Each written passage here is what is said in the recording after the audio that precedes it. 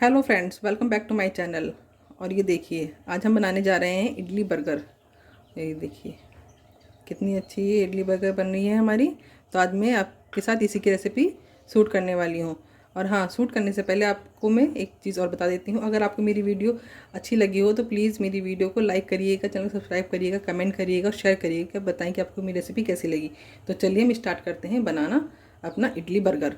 यह है बाउल, इसमें मैं डालूँगी ये 1 कप सूजी। 1 कप मेरी सूजी और मैंने 1 कप यहाँ पे दही ली है।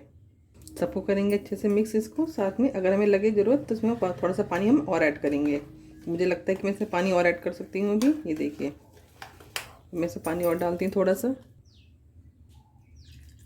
बस इतना ही पानी इसमें काफ़ी होगा, क्योंकि मेरी सूजी बारीक, अगर मोटी सूजी होती तो मोटी सूजी में क्या ना पानी की ज़रूरत ज़्यादा पड़ती है, बारीक सूजी में इतनी ज़रूरत नहीं पड़ती पानी की। तो बस ये बिल्कुल एकदम से अच्छे से बैटर तैयार हो गया। इसको क्या करेंगे, इसको हम ढककर साइड पर रख देंगे 10 मिनट के लिए रेस्ट होने के लिए। तब तक हम अपने आलू को फ्राई करेंगे। तो ये देखिए, आलू फ्राई करने से पहले मैं दिखाती हूँ आपको। तो मैंने आलू का सामान तैयार करा है, तब तक हमारी सूजी भी अच्छे से फूल चुकी है। ये देख सकते हैं आप। इसमें क्या करेंगे, इसमें मैं डाल रही हूँ यहाँ पे 1 चम्मच इनो फ्रूट सॉल्ट। और इसको एक्टिव करने के लिए यहाँ पे मैं डालूँगी थोड़ा सा पानी, जिससे कि एक्टिव हो जाए और सारे में अच्छे से ये मिक्स हो जाए बैटर में हमारे। ये देखिए, सारे में अच्छे से मिक्स हो गई है। और बैटर हमें ज़्यादा थिक नहीं रखा है ना ज़्यादा ही हमें थिन चाहिए। हमें इस तरह का कुछ इसका बैटर चाहिए। ज़्यादा पतला रखेंगे तो फिर हमारी जो बर्गर है वो अच्छे से बन के तैयार नहीं होंगे इडली के। देखिए, इतना ही हमें चाहिए था, परफेक्ट है ये। और टेस्ट के हिसाब से डाल रही हूँ मैं नमक। नमक डाल के अच्छे से मिक्स करेंगे, क्योंकि इनों में नमक होता है तो हमें नमक उसी हिसाब से बैलेंस करके डालना चाहिए। देखिए, बिल्कुल एकदम परफेक्ट हो चुका है हमारा बैटर। ये देखिए, यहाँ पे मैंने ये इस तरह कुछ कटोरियाँ ली हैं। मैंने 4 कटोरियाँ ली हैं। इनको मोल्ड बोल सकते हैं। आपके पास कोई भी कटोरी उसमें इसको पोर कर सकते हैं। तो यहाँ पे हम इसको 1/3 डालेंगे, ज़्यादा नहीं, थोड़ा सा आधे से भी कम। बस इतना इतना हमें डालना है सारी कटोरियों में। और ये देखिए, मैंने मोल्ड में सबको पहले थोड़ा थोड़ा टैप करेंगे इस तरीके से। यहाँ पे मैंने बड़ी सी कढ़ाई ली है, जिसमें हम इसको रखेंगे एक एक करके। पानी बबल्स होना स्टार्ट हो चुका है, आप देख सकते हैं। चारों कटोरियों को इसमें हम सेट कर देंगे। और ये देखिए, चारों कटोरी सेट हो चुकी हैं। इसको ढक देंगे, यहाँ पे इसको ढक देंगे। और बिल्कुल सेम हमें वही प्रोसीजर है जैसे हम इडली बनाते हैं ना, बिल्कुल सेम वही। फ्लेम को लो टू मीडियम रखेंगे और 10 मिनट के लिए इसको हम पकाएंगे। एक खाली पैन लिया है मैंने आलू फ्राई करने के लिए। इसमें डालेंगे रिफाइंड 2 से 3 चम्मच।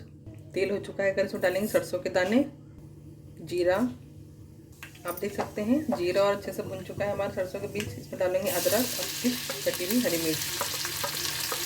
इनको भी हल्का सा रोस्ट करेंगे, ज़्यादा नहीं, बस हल्का सा।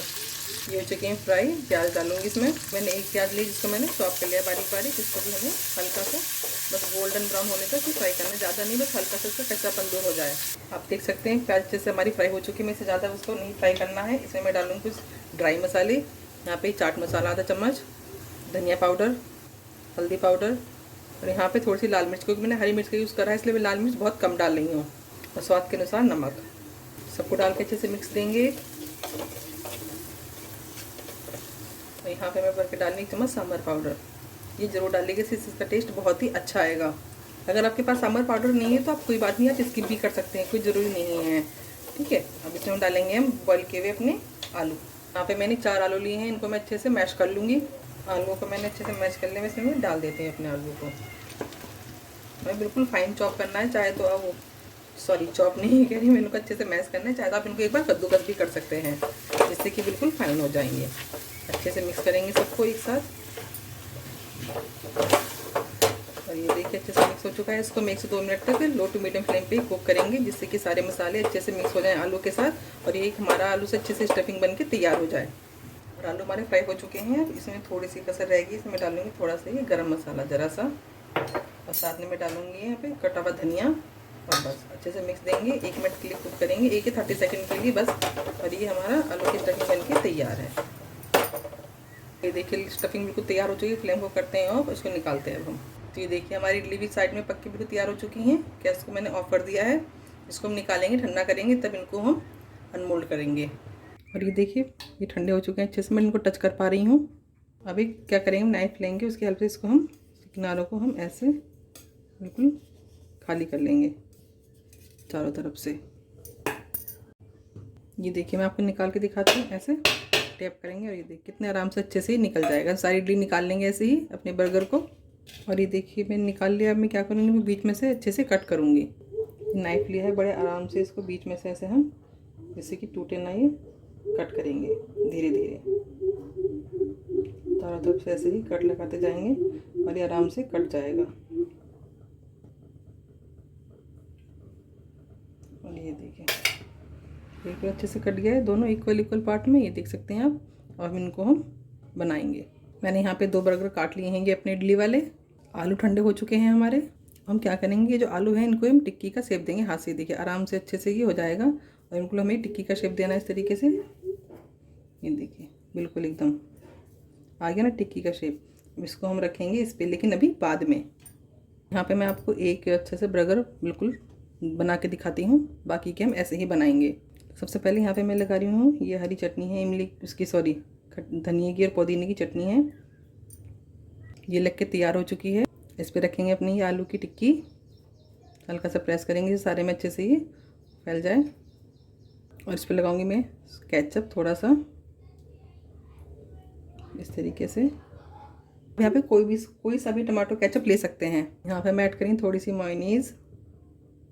इसको भी अच्छे से इसे मिक्स करके ऐसे ही सारे में लगा देंगे। और इसमें हम रखेंगे अनियन रिंग्स, 1-2, ज़्यादा नहीं, बस।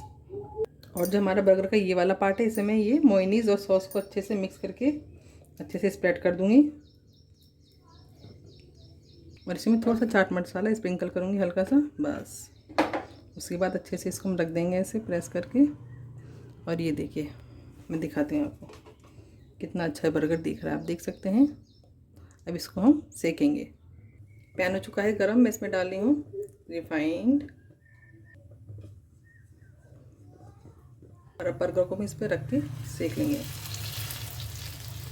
अब इसको चेक करेंगे हम, एक तरफ से सिक चुका है, दूसरी तरफ से भी इसको हम अच्छे से सेक लेंगे।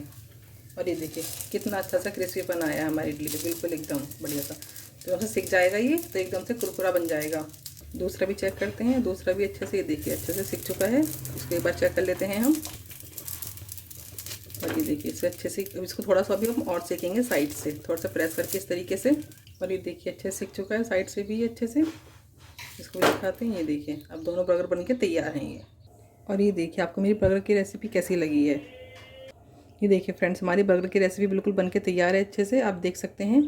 अगर आपको मेरी रेसिपी अच्छी लगी तो प्लीज़ मेरी वीडियो को लाइक करें, चैनल सब्सक्राइब करें, कमेंट करें, शेयर करें, बताएं कि आपको मेरी रेसिपी कैसी लगी।